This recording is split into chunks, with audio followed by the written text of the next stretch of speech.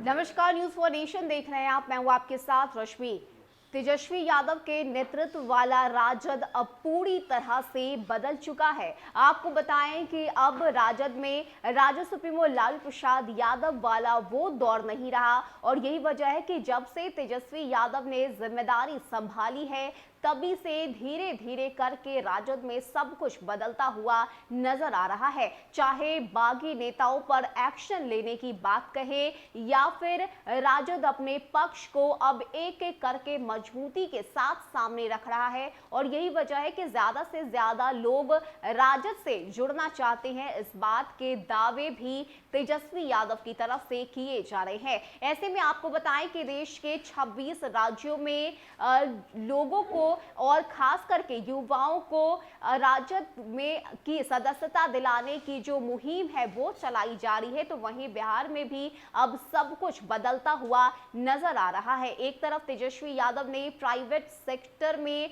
आरक्षण के पक्ष का समर्थन किया है, तो वहीं जातीय जनगणना को लेकर भी अब तेजस्वी यादव खुलकर बोलते हुए नजर आ रहे हैं। ऐसे में क्या कुछ कहना है बिहार के नेता प्रतिपक्ष तेजस्वी यादव का और इस बदलते हुए दौर को लेकर बदलाव के दावे क्या कुछ तेजस्वी यादव की तरफ से किए गए हैं, इसकी पूरी जानकारी आपको देते हैं। बता दें कि तेजस्वी यादव के नेतृत्व वाला राजद पूरी तरह से बदल चुका है। अब उनके पिता लालू यादव के दौर जैसी बातें पार्टी के छोटे बड़े नेता भी नहीं करते। संत शिरोमणि गुरु रविदास की जयंती के मौके पर आयोजित कार्यक्रम को संबोधित करते हुए नेता प्रतिपक्ष तेजस्वी यादव ने कहा है कि हमारी कोशिश है कि समाज के सभी लोगों को उनका हक मिले। राजद के साथ सबको जोड़ना है, किसी को नहीं छोड़ना है। कार्यक्रम का आयोजन एक पोलो रोड स्थित तेजस्वी यादव के आवास में किया गया। बता दें कि रविदास चेतना मंच के अध्यक्ष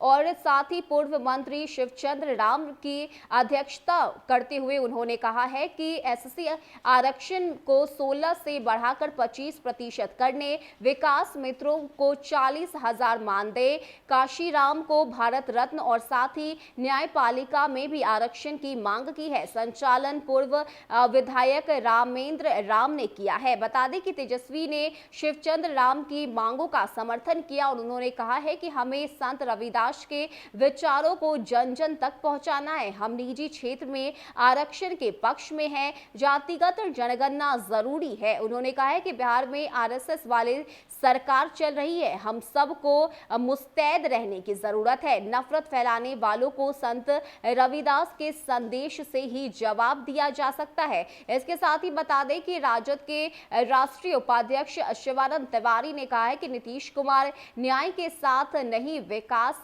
नहीं कर रहे हैं। राजद के प्रदेश प्रधान महासचिव आलोक मेहता ने कहा है कि संत रविदास पाखंड को समाप्त करना चाहते थे। कार्यक्रम को विधायक सतीश दास और साथ ही सूबेदार दास ने भी संबोधित किया है। तो ये जो कार्यक्रम है वो तेजस्वी यादव के आवास पर रखा गया था, जिसमें बदलाव के दावे आरजेडी की तरफ से किए गए हैं। खासकर अगर हम बात करें तो तेजस्वी यादव ने जमकर एनडीए सरकार पर निशाना साधा है और ये कहा है कि ये सिर्फ और सिर्फ आरएसएस की सरकार है जो बिहार को विकास नहीं होने देना चाहती और यही वजह है कि कई सारी ऐसी जरूरी चीजें हैं जिसे केंद्र सरकार नहीं मान रही है। खासकर अगर हम बात करें तो जातीय जनगणना का मुद्दा भी एक बार फिर तेजस्वी यादव की तरफ से उठाया गया, जिसमें उन्होंने जनहित के पक्ष में इस मुद्दे को रखते हुए कहा कि ये बेहद जरूरी है कि इस वक्त बिहार में और देश में जातीय जनगणना करवाया जाए और साथ ही साथ प्राइवेट सेक्टर में आरक्षण की बात भी तेजस्वी यादव की तरफ से